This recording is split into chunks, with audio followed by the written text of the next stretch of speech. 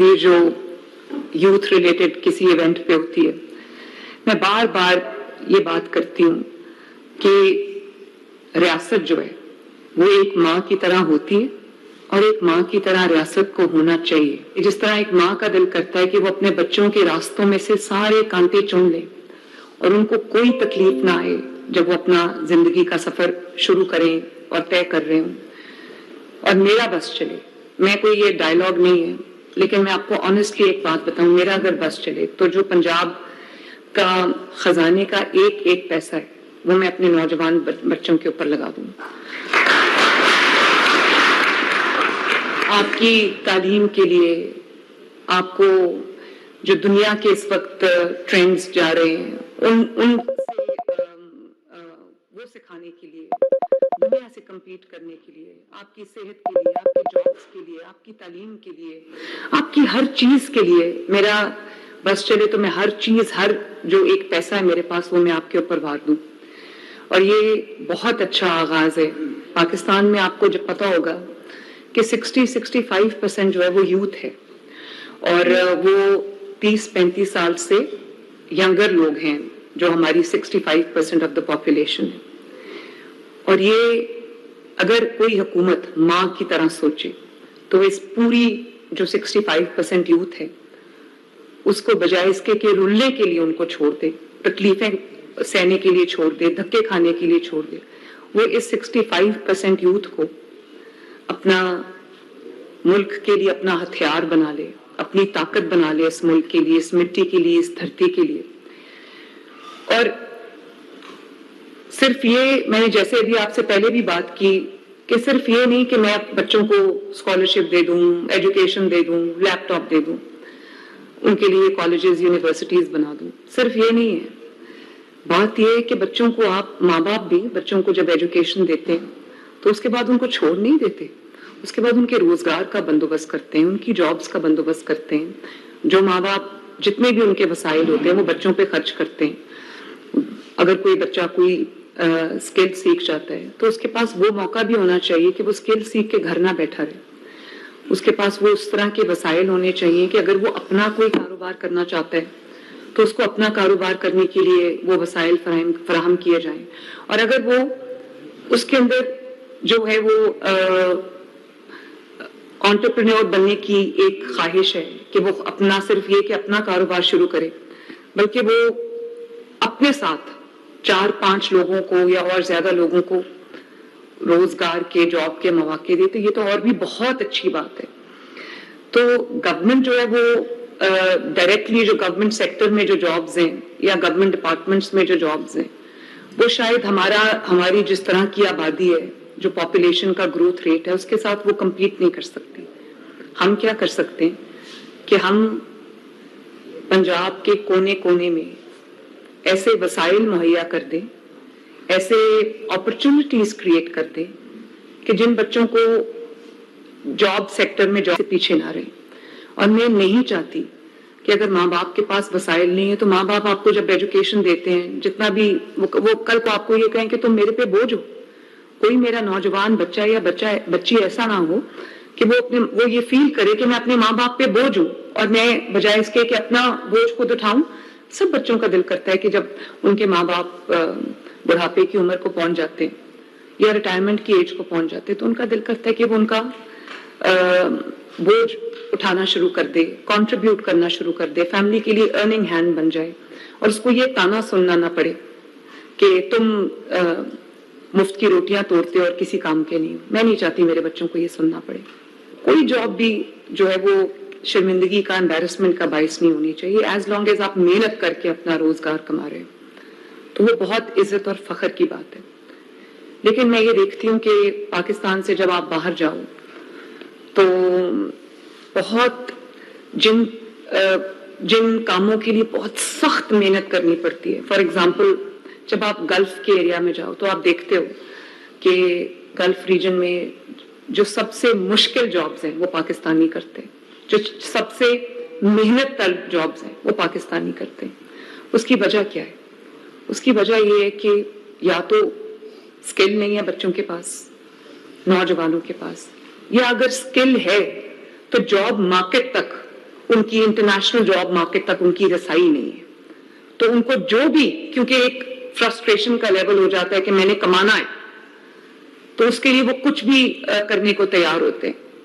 तो इन सब गैप्स को ब्रिज करने के लिए मैं जब ओथ लिया तो मुझे पता चला कि पेप्टा अपने तौर पे काम कर रहा है, ये डिपार्टमेंट अपने तौर पे स्किल डेवलपमेंट कर रहा है, सब डिपार्टमेंट्स अच्छा काम कर रहे थे, ऐसा नहीं है, लेकिन मैंने उनको फिर एक अम्ब्रेला के नीचे में लेके आई। उसमें पूरा हमने एक पंजाब की यूथ के लिए, पंजाब के बेटों के लिए, पंजाब की बेटियों के लिए हमने under the umbrella of chief minister skill development programme मैंने तमाम डिपार्टमेंट्स को इकट्ठा किया, उनकी कैपेसिटी बिल्डिंग की, और अभी आपने सुना कि 2 साल के अंदर अंदर अल्हम्दुलिल्लाह 2 लाख से ज्यादा बच्चे ट्रेन हो गए। और ये बच्चे सिर्फ ट्रेन नहीं हुए, इनको बेहतर जिंदगी के जॉब के मौके मिलेंगे। जो बाहर जाना चाहते हैं, अब उनके हाथ में इंटरनेशनल सर्टिफिकेशन है, उनके हाथ में इंटरनेशनल सर्टिफिकेट है। और जैसे भी आपको चट्टा साहब ने बताया कि हमने गल्फ कंट्रीज का दौरा किया, मैंने इनको भेजा, वहां पर इन्होंने जॉब मार्केट को एक्सप्लोर किया, इन्होंने जो वहां पर जिस जिस स्किल की, जिस जिस एक्सपर्टीज की डिमांड थी, वो जैसे 50 समथिंग कंपनी से इन्होंने बात की, इन्होंने वो जॉब मार्केट को एक्सप्लोर किया, वो लिंकेजेस बनाए, जिसकी वजह से आज बहुत सारे हमारे बच्चे स्किल ट्रेनिंग के बाद परवाज करने को तैयार है।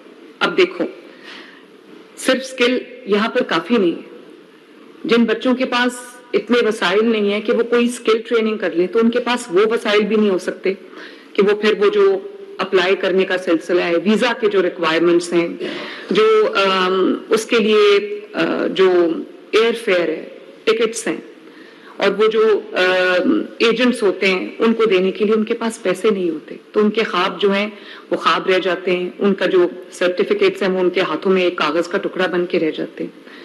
तो बच्चों, मुझे बहुत खुशी है इस बात की कि परवाज कार्ड के जरिए 3 लाख रुपया पर बच्चा जिसने किसी स्किल में ट्रेनिंग हासिल की है, वो कंस्ट्रक्शन की भी जो सेक्टर है उसमें भी मैंने देखा ये बच्चे माशाल्लाह, कोई वेल्डिंग में ट्रेन हुआ है, कोई जो टाइलें लगाने में ट्रेन हुआ है, कोई स्टील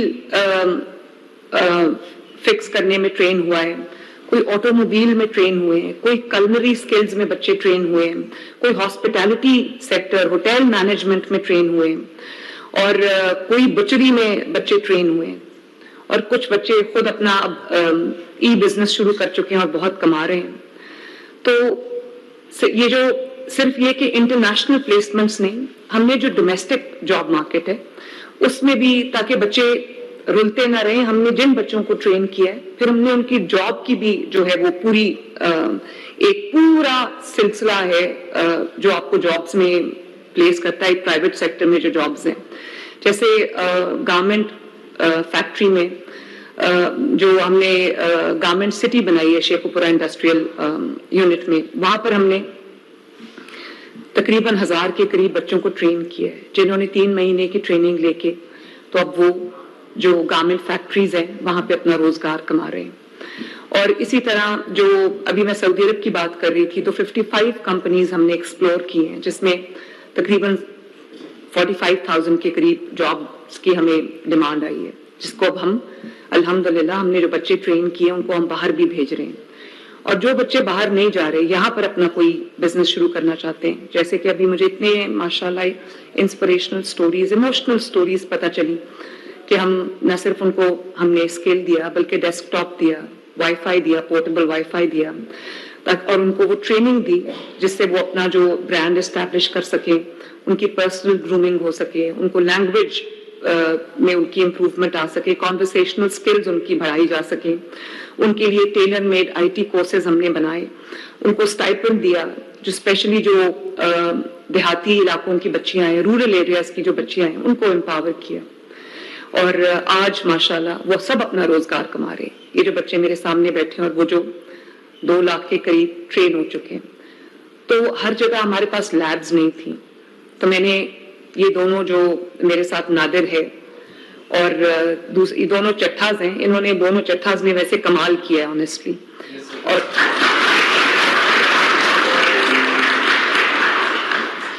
تو وہاں پر ہم نے جو موبائل لیبز بنائی تاکہ لوگوں کو، نوجوانوں کو ریاست کے پاس نہ آنا پڑے، ریاست نوجوانوں کے پاس چل کے جائے. یہ ایک اور جیسے دوائی لوگوں کے دروازہ کھٹکا کے ان کو 60 دن کا سٹاک مل رہا ہے، جیسے کلینکس آن ویلز گھروں میں جا کے، فیلڈ ہاسپٹلز محلوں میں جا کے، گاؤں میں جا کے لوگوں کا ان کی دہلیز پہ علاج کر رہے ہیں. آج جن علاقوں میں پانی نہیں ہے وہاں پر ٹینکر مافیا کے حوالے ہم نے لوگوں کو نہیں کیا. واسا جو ہے وہ خود جا کے فری پانی لوگوں کے گھروں میں دے رہی ہے تاکہ ان کو سروں پہ پانی اٹھا کے نہ لانا پڑے، یا ٹینکر مافیا جن کی منمانی قیمتیں وہ نہ ان کو کرنا پڑے. جو لوگ پولیس اسٹیشن نہیں آ سکتے، اسپیشلی خواتین، ان کے لیے میں نے موبائل پولیس اسٹیشنز بنا دیے ہیں جو لوگوں کے گلیوں اور محلوں اور گھروں میں جا کے ان کی جو کمپلینٹس ہیں وہ سن رہے ہیں، ان کی FIR رجسٹر کر رہے ہیں. جو بچیاں تھانے میں نہیں جا سکتی کسی بھی طرح کی کمپلینٹ کرانے کے لیے، ان کے لیے ورچوئل پولیس اسٹیشن ہے. All you have to do is call 15 آپ یا کوئی پینک بٹن پریس کریں یا 15 پہ کال کریں اور پوری ریاست، پوری پنجاب حکومت آپ کی خدمت کے لیے حاضر ہے. تو یہی میرا ایک اس میں تھا، اس کا بھی مقصد تھا کہ ریاست خود چل کے بچوں کے پاس جائے اور ان کو ٹرین کرے. تو یہ بھی جب کہا جاتا ہے، جب میں انٹرنیشنل آرگنائزیشن سے بات کرتی ہوں، امبیسڈر سے بات کرتی ہوں، تو میں یہ دیکھتی ہوں کہ وہ کہتے ہیں کہ پاکستان میں ہم اپنے آپ کو جب سیل کرتے ہیں ہم کیا کہتے ہیں، پاکستان کی لیبر سب سے چیپ ہے. تو یہ کوئی خوش ہونے کی بات تو نہیں ہے. اس کا مطلب کیا ہے؟ اس کا مطلب یہ ہے کہ پاکستان کی جو لیبر ہے اس کو جو کام بھی ملتا ہے وہ کرتی ہے، کیونکہ روزگار کے کمانے کا اور کوئی سلسلہ ہی نہیں ہے. تو جو چیپ لیبر ہے یہ اصل میں حکومتوں کے فیلئر ہے. مجھے یہ سننے کا شوق ہے کوئی کہے کہ پاکستان کی لیبر سب سے زیادہ سکلڈ لیبر ہے.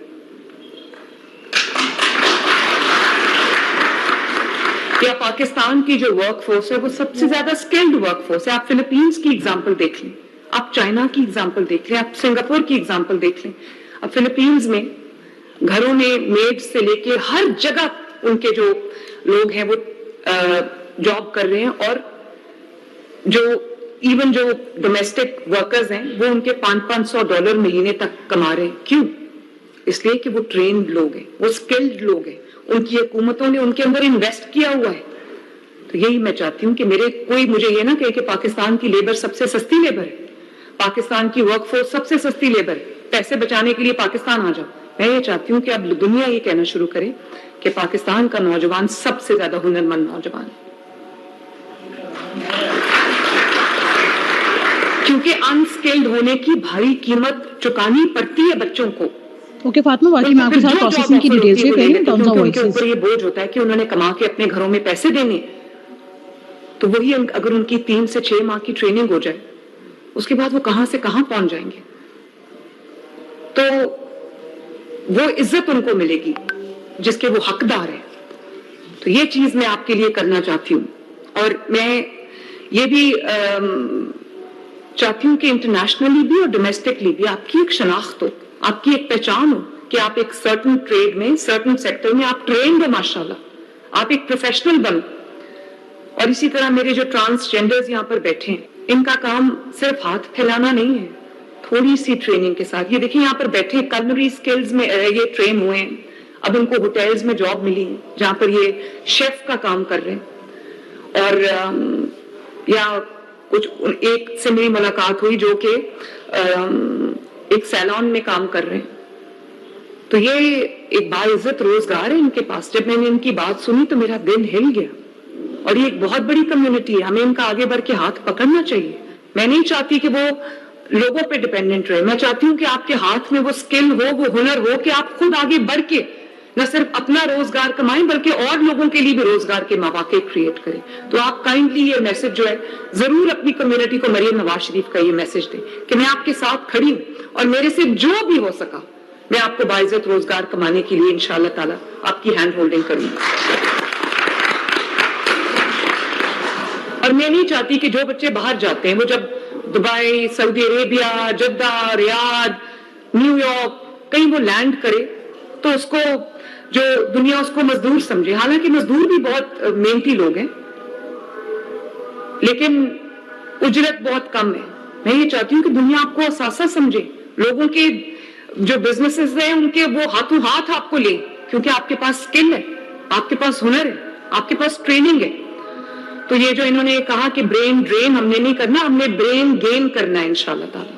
From brain drain to brain gain, یہاں پر میں نے پنجاب کے نوجوانوں کو لے کے جانا ہے انشاءاللہ تعالی. اور آج ہم جو پرواز کارڈ لانچ کر رہے ہیں اس کے ذریعے ہم آپ کو 3 لاکھ روپیہ دیں گے تاکہ آپ کو ہاسٹیج نہ ہونا پڑے. پورا ایک چین ہے جو آپ کو بلیک میل کرتی ہے, آپ کو ہاسٹیج کر لیتی ہے جب آپ نے باہر جانا ہو. تو آپ کو ٹریننگ بھی مل رہی ہے, آپ کو جاب بھی مل رہی ہے ماشاءاللہ, اور پھر آپ کو اڑان بھرنے کے لیے پورے آپ کے جو انتظامات ہیں اس کے لیے ہم آپ کو 3 لاکھ روپیہ دے رہے ہیں, سود فری بالکل. اور کیونکہ اگر سود فری نہیں ہوتا تو جتنی دیر آپ کماتے ہیں کسی اور ملک میں جا کے وہ سارا وقت آپ جو ہے وہ قرضہ اتارنے میں اور سود اتارنے میں آپ کا لگ جاتا ہے, اور من مانی جو آپ سے پیمنٹس ہیں, قیمتیں ہیں, وہ آپ کے جو ایجنٹس ہیں وہ آپ سے وصول کرتے ہیں. اور پھر آج کل ایئر فیئرز ٹکٹس اتنی مہنگی ہیں کہ ہر کوئی افورڈ نہیں کر سکتا. تو خوابوں کو بھی ڈبے میں بند کر کے رکھ کے الماری میں رکھ کے لوگ بیچارے جو ہے وہ ہوپلیس ہو جاتے ہیں. تو پاکستان کی اگر کسی بھی طرح کی ایکسپورٹ ہم نے بڑھانی ہے, سب سے بہترین ایکسپورٹ تو ہمارے بریلینٹ برینز ہیں جن کو ہم ایکسپورٹ کر سکتے ہیں. تو یہ پرواز کارڈ جو ہے یہ تقریباً 50,000 نوجوانوں کو 3 لاکھ روپے تک کا بغیر سود کا قرض دے گا, جس سے وہ ویزا فی دے سکے گا, اپنا میڈیکل کرا سکے گا, ٹیسٹ پاس کر سکے گا, کلیئرنس لے سکے گا, او ای پی کی جو فی ہے اور ایئر ٹکٹ ہے وہ دے سکے گا. اور کسی کو بھی اب پیسوں کی کمی کی وجہ سے, وسائل کی کمی کی وجہ سے اپنا مستقبل ڈبے میں بند کر کے نہیں رکھنا پڑے گا. اور اسی طرح ہم نے جو کریٹو ہینڈز کا پروگرام لانچ کیا, اس میں جو ہنر کو مارکیٹ تک لے کے جانا, جو اس کو اپنا برانڈ بنانا, اس کو کسٹمرز کس طرح اس میں بنانے ہیں, یہ سب جو ہے ہم اس کو سکھائیں گے انشاءاللہ تعالیٰ. سکھا رہے ہیں, یہ ساری اگزامپلز میرے سامنے بیٹھی ہوئی ہیں. ان کو فیوچر ریڈی کرنا, ان کو خود مختار بنانا, یہ ہم اس کے ذریعے کر رہے ہیں. اور کریٹو ہینڈز ہیں. تو ریاست اب نوجوان کو صرف ہنر نہیں دے گی, ریاست نوجوان کو مارکیٹ تک لے کر جائے گی, کلاس روم سے کسٹمر تک لے کے جائے گی. اور کریٹو ہینڈز کے تھرو یہ ایک پہلا اپنی طرح کا واحد پروگرام ہے جو ٹریننگ کو پنجاب میں پہلی مرتبہ کاروبار سے ڈائریکٹلی براہ راست جوڑ رہا ہے. اب نوجوان صرف یہ نہیں سیکھے گا کہ پروڈکٹ کیسے بنانا ہے, وہ یہ بھی سیکھے گا کہ اپنا بائر کیسے بنانا ہے, اپنا کسٹمر کیسے بنانا ہے, اپنا برانڈ کیسے بنانا ہے, اپنا پیسہ کیسے کمانا ہے. تو یہ اپنی پروڈکٹس کو ریاست کے تھرو لانچ کریں گے انشاءاللہ تعالی, کر چکے ہیں. اور ہر سٹیپ پہ پنجاب حکومت آپ کے ساتھ کھڑی ہوگی, چاہے وہ بزنس کی مینٹرشپ ہو, مارکیٹ یا جاب لنکیجز ہو, ڈیجیٹل برانڈنگ ہو, انکیوبیشن سپورٹ ہو, یہ سب ہم آپ کو کیپٹا کے تھرو ہم یہ کر رہے ہیں, اور پنجاب اسکل ٹریننگ کے تھرو ہم یہ کر رہے ہیں. اور لوگ گھروں میں بیٹھ کے بھی, ظاہر ہے یہ بچیاں اتنا بڑا بڑا کام کریں. جس بچی نے مجھے ابھی اتنا خوبصورت دوپٹہ دیا, اس نے ہینڈ پینٹنگ سے وہ ڈریسز بنا رہی ہے, اور گرافک ڈیزائننگ بچیاں کر رہی ہیں. تو یہ بہت بڑی چینج ہے.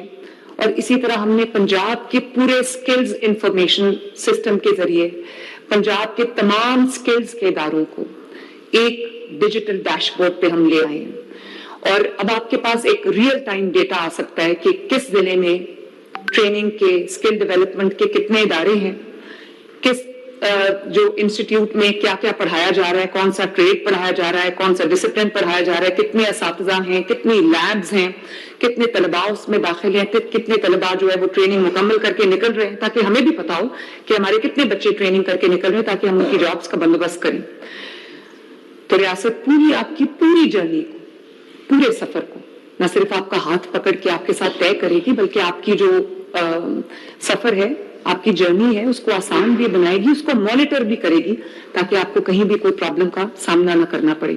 اور یہ جو پورٹل ہم کریٹ کر رہے ہیں, اس سے اب جو ٹریننگ اور مارکیٹ, جاب مارکیٹ, آپ آپس میں جڑ جائیں گے. اب ہمیں یہ پتا ہوگا کہ کس سیکٹر میں, کس ہنر میں مارکیٹ میں کتنی مانگ ہے, کس سیکٹر میں روزگار جو ہے وہ ہم نے سب میپنگ کر لی ہے, کس سیکٹر میں روزگار جو ہے وہ بڑھ رہا ہے. اور میں بچوں کو یہ بھی کہوں گی کہ اگر کوئی فیوچر ہے تو وہ آرٹیفیشل انٹیلیجنس میں. ہم نے روبوٹکس میں, کل میں نے مینڈیٹری کر دیا ہے پورے پنجاب کے پبلک سکولز میں 1 ویک آف اپریل سے اے آئی, آرٹیفیشل انٹیلیجنس مینڈیٹری ہوگی. اور تاکہ بچے پہلے دن سے وہ ٹولز سیکھیں جو بعد میں جا کے وہ اس کو ریفائن کر کے وہ دنیا میں اپنا مقام بنائیں. اور کل میں نے first cabinet of Pakistan of any province, first chief minister of any province, کہ میں نے صرف بچوں کو نہیں کہا کہ تم لوگ بھی یہ آئی ٹی اسکل سیکھو اور اے آئی اسکل سیکھو. کل 2 گھنٹے میں نے خود آرٹیفیشل انٹیلیجنس کی ورکشاپ اٹینڈ کی اور اپنی پوری کیبنٹ کو ساتھ بٹھایا. لٹرلی ہم ایک کلاس روم میں بیٹھے تھے اور ہم بھی دیکھ رہے تھے کہ ہم گورننس میں بہتری آرٹیفیشل انٹیلیجنس کے ذریعے کیسے لے کے آ سکتے ہیں, تاکہ پنجاب میں جو بھی ڈیسیجن ہو وہ نالج بیسڈ ہو, وہ انفارمیشن بیسڈ ہو, وہ ریسرچ بیسڈ ہو. اچانک کیونکہ میرا دل کر رہا ہے کہ میرا کوئی ایم این اے کہہ رہا ہے, میرا کوئی ایم پی اے کہہ رہا ہے, میرا کوئی فلاں کہہ رہا ہے, تو یا میرے دماغ میں اچانک کوئی آئیڈیا آیا ہے, وہ ورکیبل ہے نہیں ہے, وہ امپلیمنٹیبل ہے نہیں ہے, اس طرح ڈیسیجن میکنگ نہیں ہونی چاہیے. کیونکہ چیف منسٹر کا اور منسٹر کا ایک ایک ڈیسیجن ہنڈریڈز آف ملینز کی زندگی کو امپیکٹ کرتا ہے. تو آئی کی ناٹ بی ریکلیس. تو مجھے ایک ایک کام سوچ سمجھ کے کرنا ہے. میں اللہ تعالیٰ سے مدد مانگتی ہوں کہ میں جب بھی عوام کے لیے کوئی فیصلہ کرنے لگوں تو اللہ تعالیٰ مجھے سمجھ اور عقل عطا فرما, تاکہ میں ایک انفارم ڈیسیجن کروں, تاکہ ہنڈریڈز آف ملینز کی زندگیوں میں بہتری آئے. تو یہ سب ہم کام آپ کے لیے کر رہے ہیں. اور آج کے بعد انشاءاللہ تعالیٰ مجھے امید ہو گئی ہے کہ پنجاب کا کوئی بھی نوجوان رڈرلیس نہیں ہوگا, پنجاب کا کوئی بھی نوجوان اکیلا نہیں ہوگا. چاہے اس کو ہونہار اسکالرشپ چاہیے, چاہے اس کو لیپ ٹاپ چاہیے, چاہے اس کو کروم بک چاہیے, یا اس کو کوئی اسکل چاہیے, یا اس کو کوئی بھی ٹریننگ چاہیے, یا اس کو اپنا کاروبار شروع کرنے کے لیے سیڈ منی چاہیے, تو ریاست انشاءاللہ تعالی پنجاب حکومت, مریم نواز شریف آپ کی چیف منسٹر آپ کے ساتھ ہے.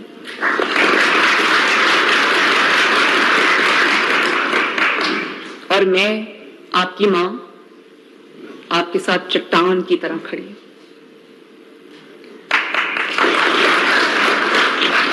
پنجاب کا نوجوان بیٹا, نوجوان بیٹی خواب دیکھے گا اور اللہ تعالیٰ کے فضل و کرم سے مریم نواز شریف اس کو پورا کرے.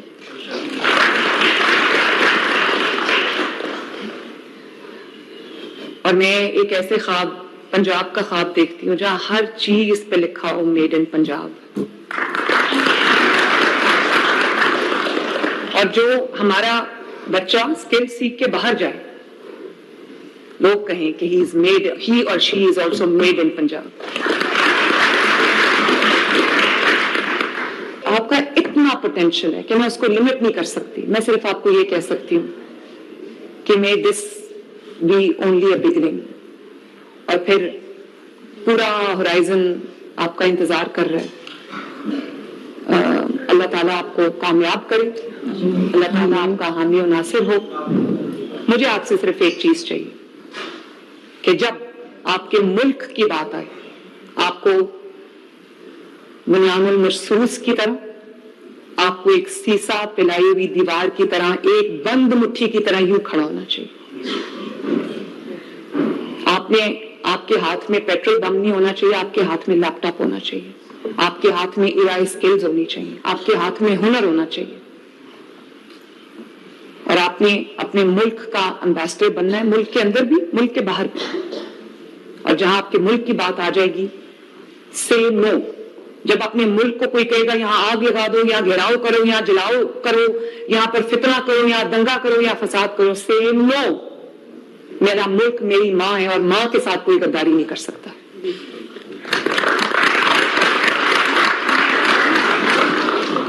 पाकिस्तान जिंदाबाद। मरियम नवाज जिंदाबाद। वज़ीर Stop taking meeting notes and let ClickUp AI Note Taker do it for you. It allows you to focus on your meetings, not your notes. It captures everything, from action items to key decisions. And after every call, you get a clear summary. But where it really goes to the next level is that it's the only AI Note Taker that connects your meetings to the rest of your work. So stop stressing about taking notes and get the AI Note Taker that works for you. Get ClickUp AI Note Taker for your next meeting.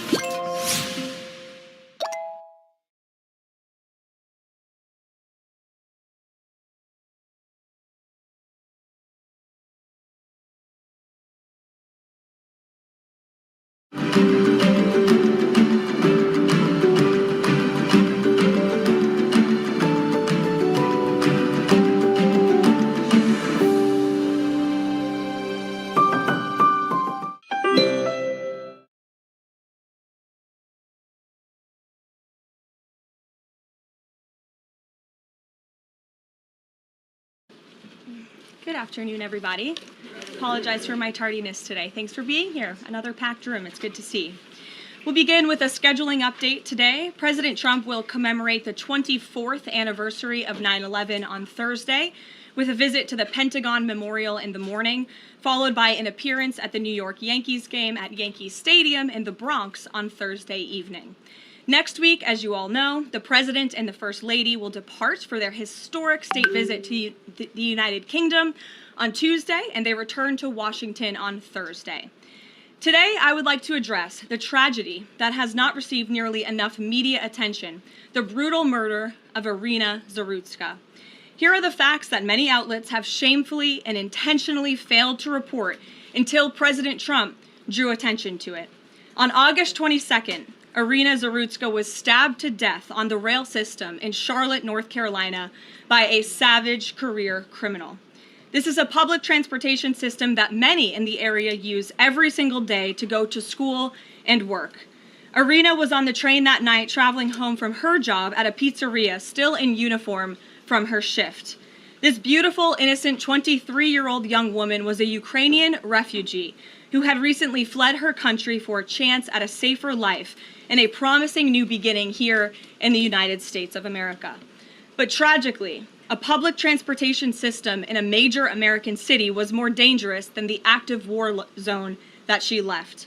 The President and the entire White House are praying for her family and friends during this unimaginably difficult time.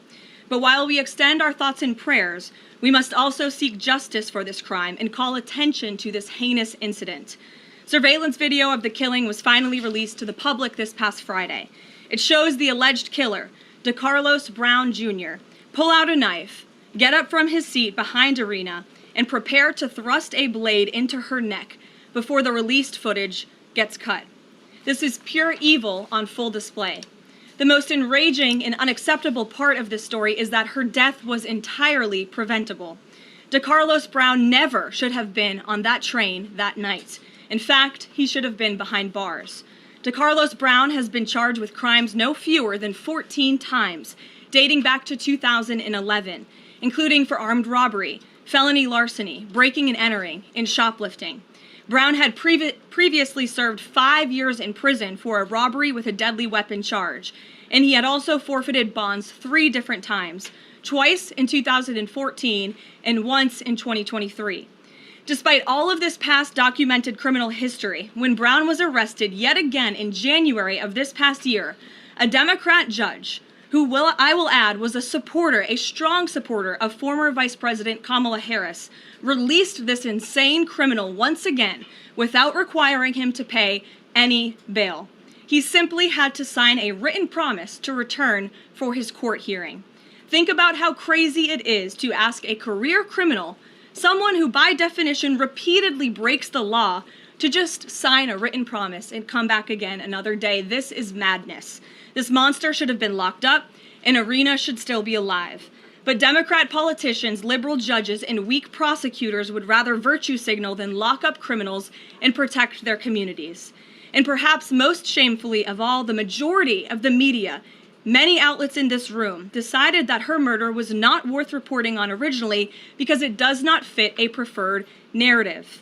Many of the journalists in this room spilled plenty of ink trying to smear Daniel Penny for defending a subway car from a deranged lunatic in New York City, but none of those same reporters lift a finger to write stories about an actual murderer.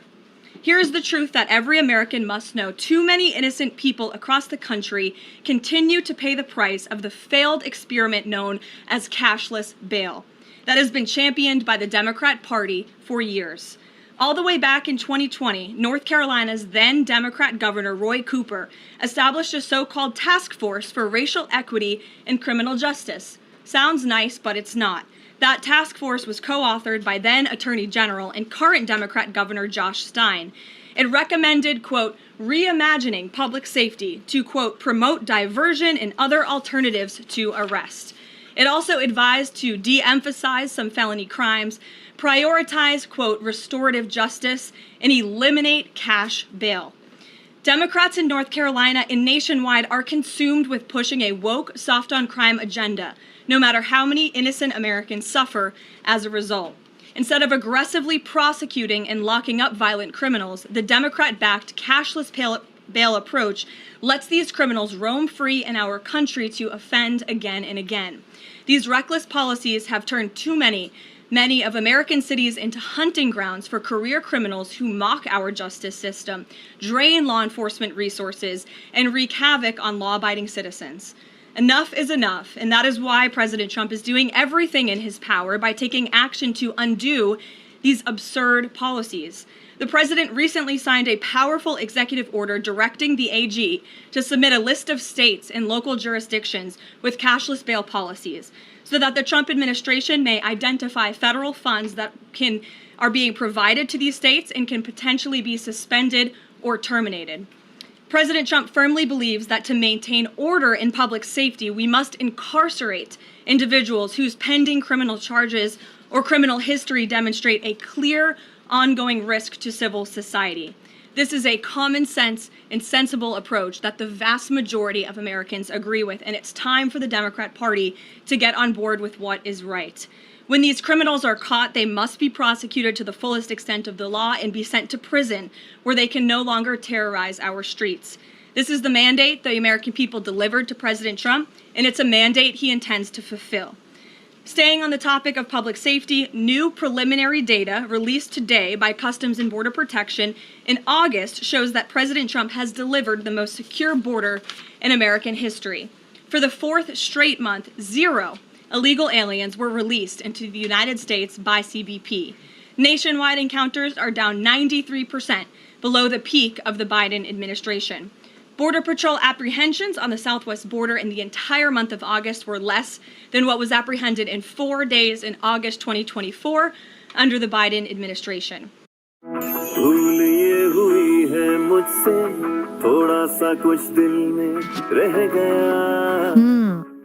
क्या करो?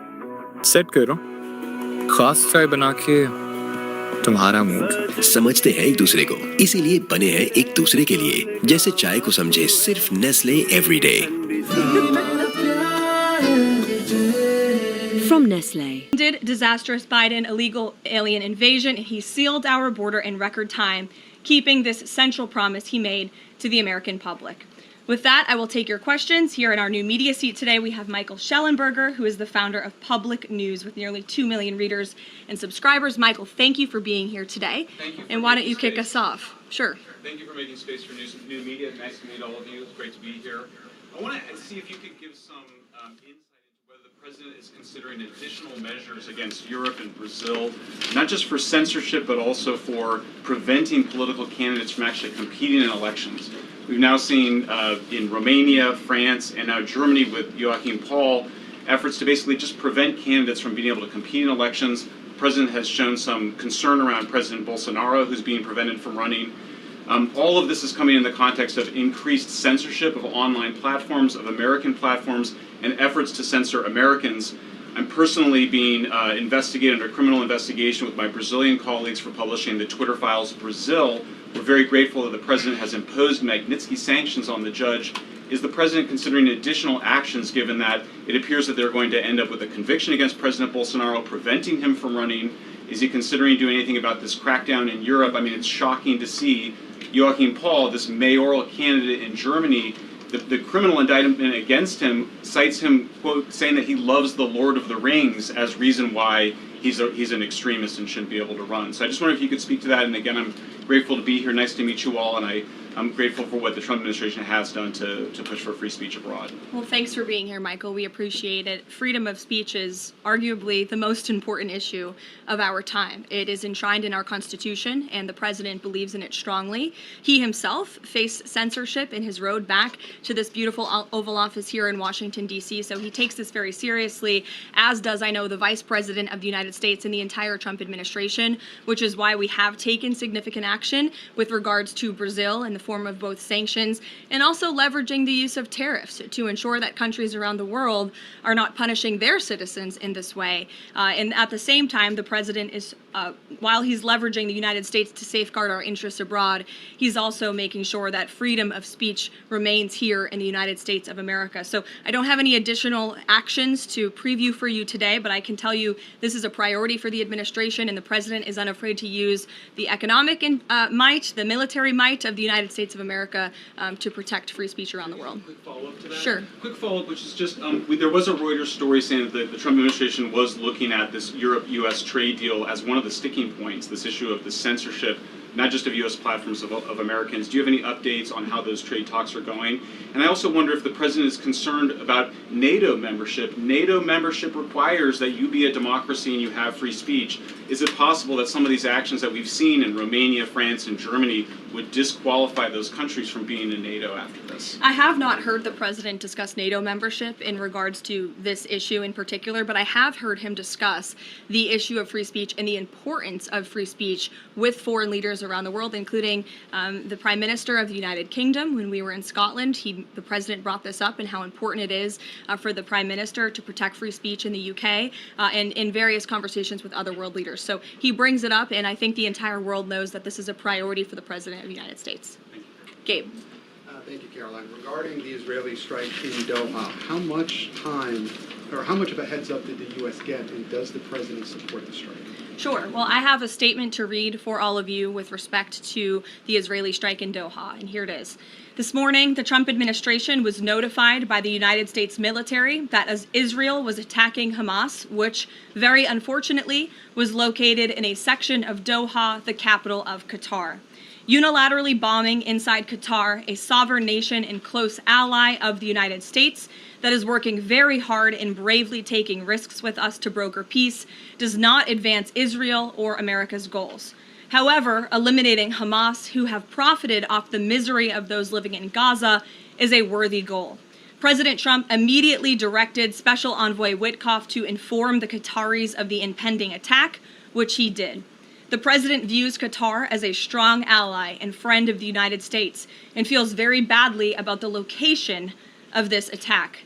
President Trump wants all of the hostages in Gaza and the bodies of the dead released, and this war to end now. President Trump also spoke to Prime Minister Netanyahu after the attack. The Prime Minister told President Trump that he wants to make peace, and quickly. President Trump believes this unfortunate incident could serve as an opportunity for peace. The president also spoke to the Emir and Prime Minister of Qatar and thanked them for their support and friendship to our country. He assured them that such a thing will not happen again on their soil. And to be clear, the president disagrees with the location of the strike, and that he passed that along to Prime Minister Netanyahu. The president just confirmed that in the statement that I just read to you, which I spoke with him about before coming out here. Jackie. Thank you, Caroline. So is the president upset with Netanyahu now? The president made his thoughts and concerns about this very clear, and he spoke again both to Prime Minister Netanyahu and also the Emir and the Prime Minister of Qatar after this attack. And the president has always made it very clear that he wants peace in the Middle East, just like he sought that and accomplished that in his first term. He expects all of our allies and friends in the region, that includes both Qatar and Israel, to seek peace as well. And he wants to see that happen, and he's working with all of our allies in the region to get that done. Are there any consequences, so to speak, for Netanyahu doing this, as it sounds, against the president's wishes, or at least his belief that it was appropriate? Is there going to be any directive from the president to Netanyahu in terms of what's allowed in the future? And also, is there any concern this could jeopardize the Abraham Accords? Look, that's a decision only the president can make. With respect to your first question, to answer your second question, as you heard from the president, he said he believes that this can serve as an opportunity for peace, and he's still actively and aggressively pursuing it with all of our allies and partners in the region. Jennifer. Just to follow up on that, Caroline, are you able to say how often the president spoke to the Prime Minister of Israel before this? Because that's one question. And then what did he mean on Sunday when he posted, "I've given my last warning to Hamas," etc.? He wasn't talking about this strike on Doha? No, he was not. As I told you, the Trump administration was notified by the United States military that Israel was attacking Hamas, and the president spoke to the prime minister after the attack, as well as, again, the emir and the prime minister of Qatar. And I know Secretary Rubio and Special Envoy Witkoff were present for that call with the Qataris as well. Reagan. Thanks, Caroline. I have two questions for you on crime crackdown. Sure. Democrats have tried to argue that red states have higher crime rates while overlooking problems of high crime in blue cities. I'm wondering if the president would consider working with red state governors to fix high crime in blue cities like in Memphis, Tennessee.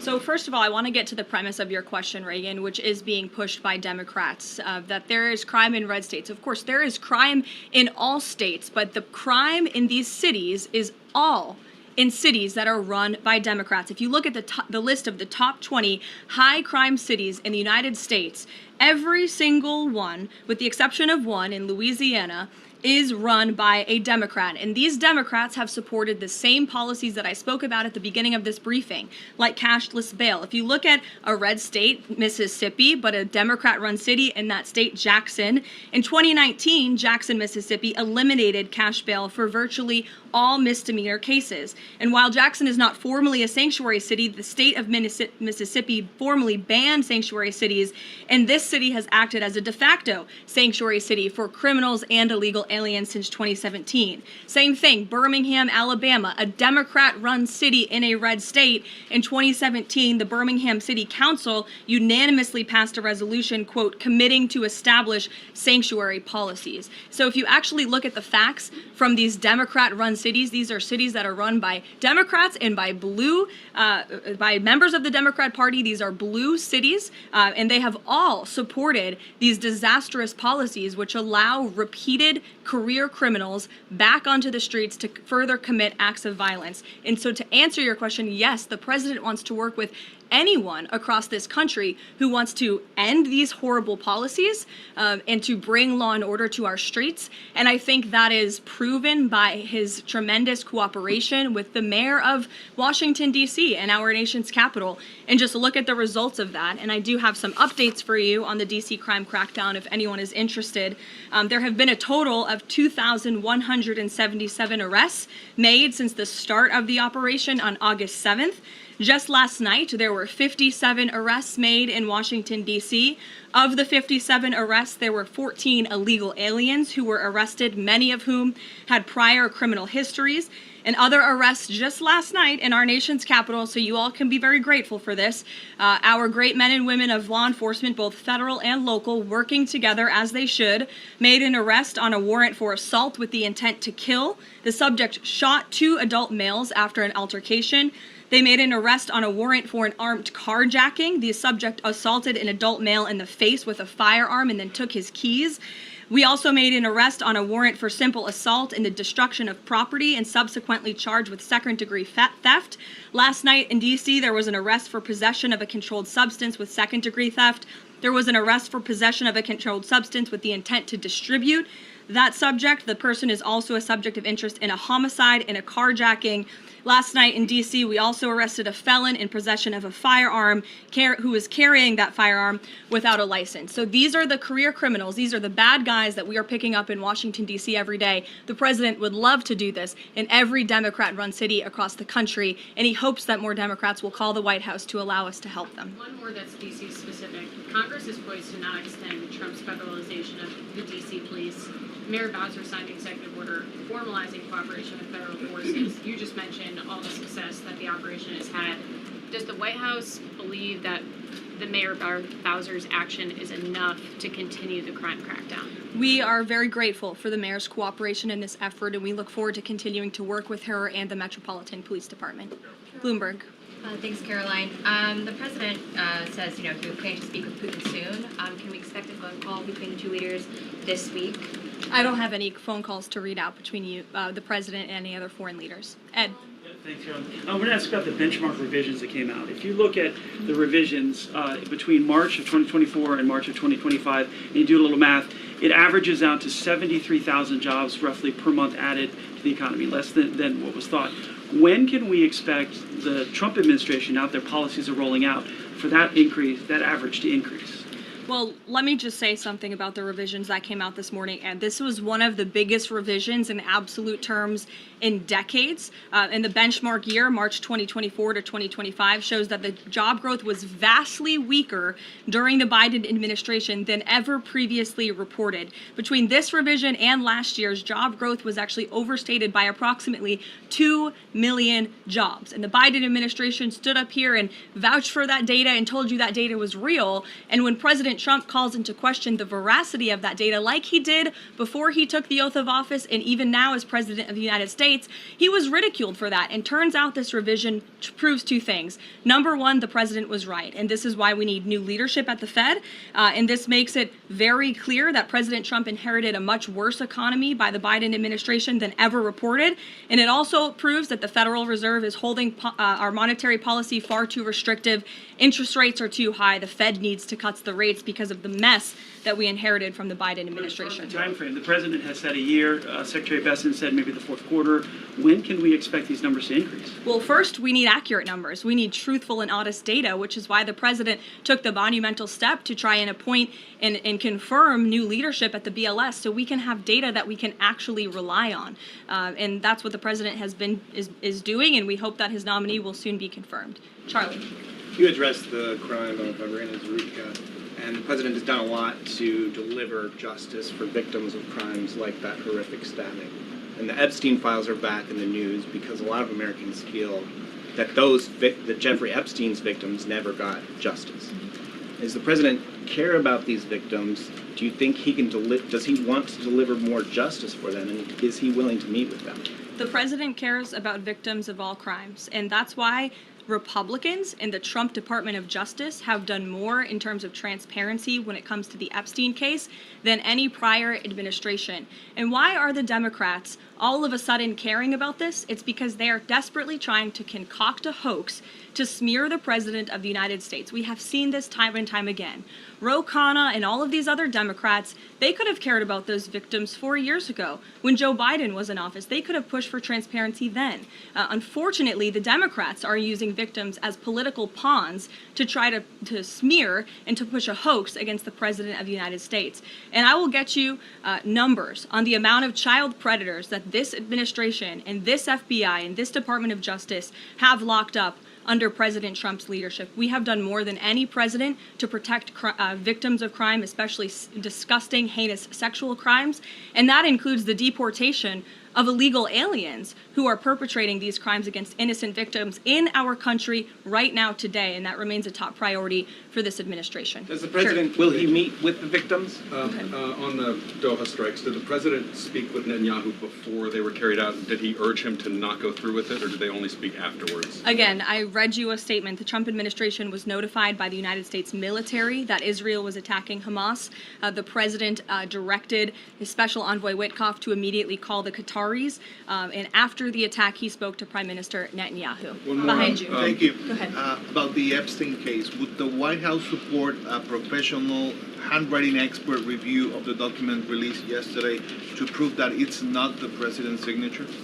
Sure, we would support that. And in fact, I have already seen many forensic analysts of signatures coming out. I believe it was the Daily Signal that published a piece with 3 separate signature analysts who said that this absolutely was not the president's authentic signature. And we have maintained that position all along. The president did not write this letter. He did not sign this letter. And that's why the president's external legal team is aggressively pursuing litigation against the Wall Street Journal, and they will continue to.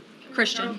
Thanks, Caroline. Following up on Ed, now that we have these revised jobs numbers, is the president concerned at all that price spikes, stemming from his tariffs through the end of the year, might actually be driving the country towards a depression or a recession? What I'm asking is he committed to these policies now that we know how faulty the jobs data was? The president is committed to his policies because his policies are working, Christian. And there have been a lot of people fear-mongering about inflation in this room, but it just has not come to fruition. On a monthly basis, CPI inflation has now come in at or below the market's expectation for 6 consecutive months, every month that President Trump has been in office. Overall, inflation has run at a 1.9% average pace in the president's first 6 months in office. I would have told all of you that in January, you would not have believed me, but those are the facts and those are the numbers. And we also see many other positive signs in economic indicators like real GDP.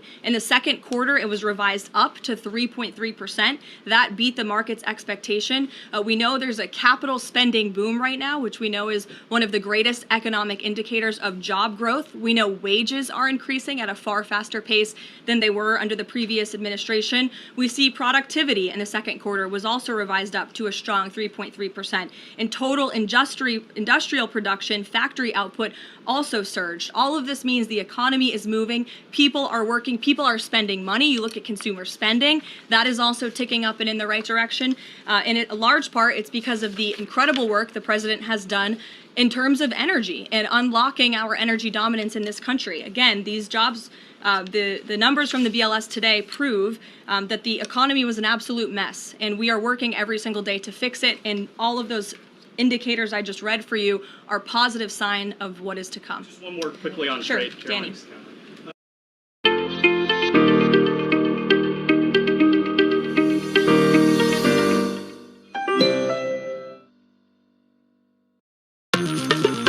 जब आए sir पे मुसीबतों का पहाड़ तो क्यों न पहले ही पहन लो इंश्योरेंस का हार।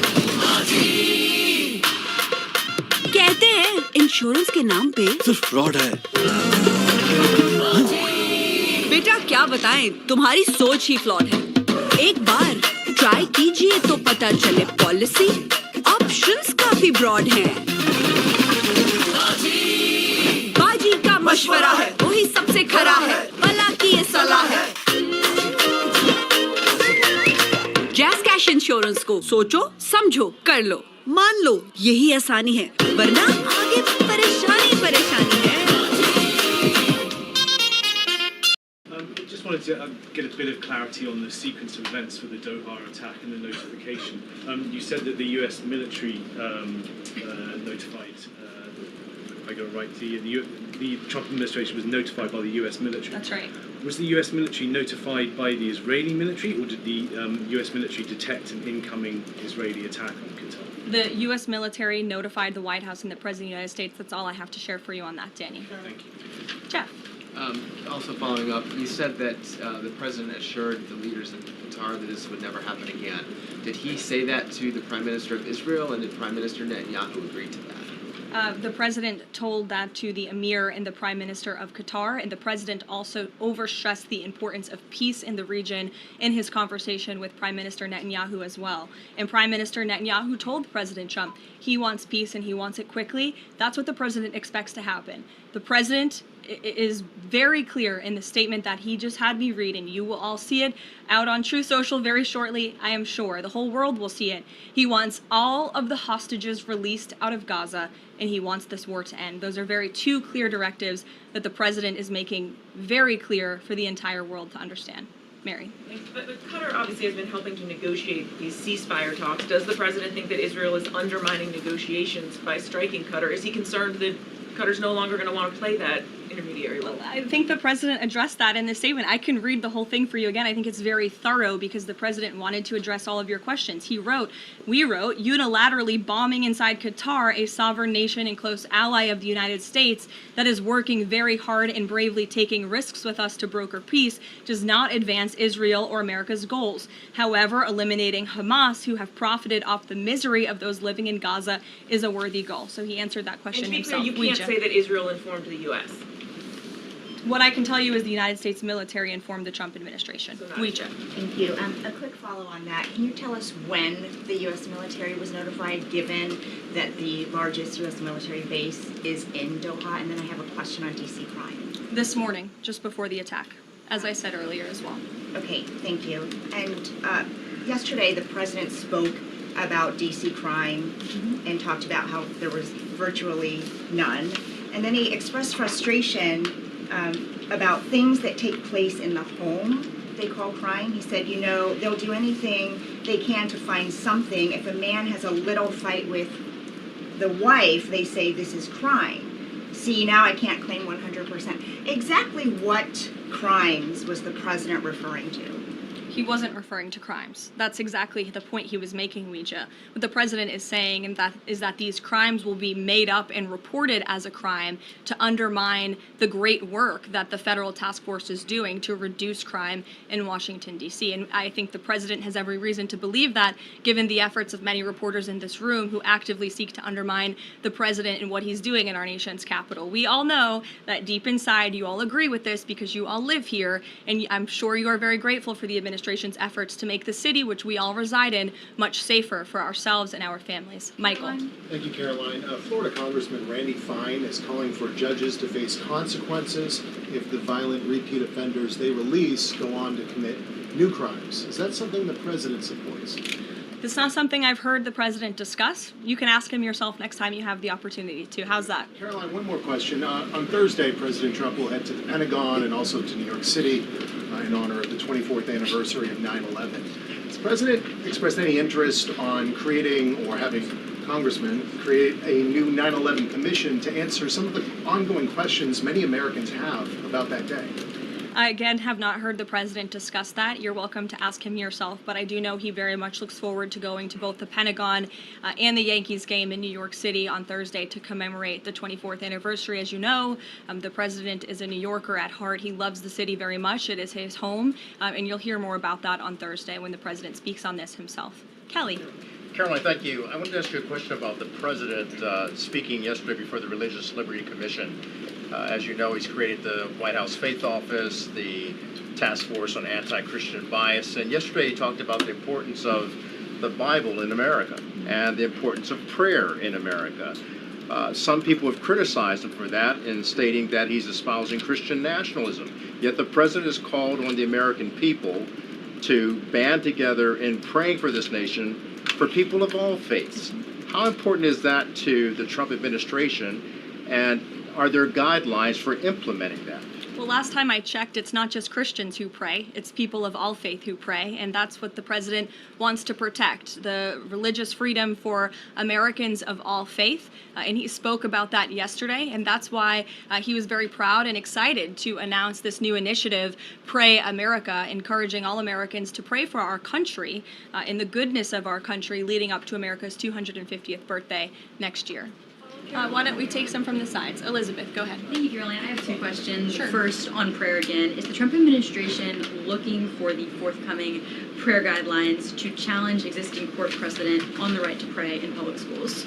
Well, the president spoke about that yesterday, and some of the changes we are making to ensure that the religious liberties of America's students and our youth are respected in public schools. In fact, he had a young student and invited him on stage to share his story about how when this young boy spoke about biological and biblical truth in his classroom, he faced consequences for that, and how Americans of faith should not be facing consequences for expressing their religious freedom and their religious views. Not in any public school in America should that be happening. You heard the president talk about that yesterday.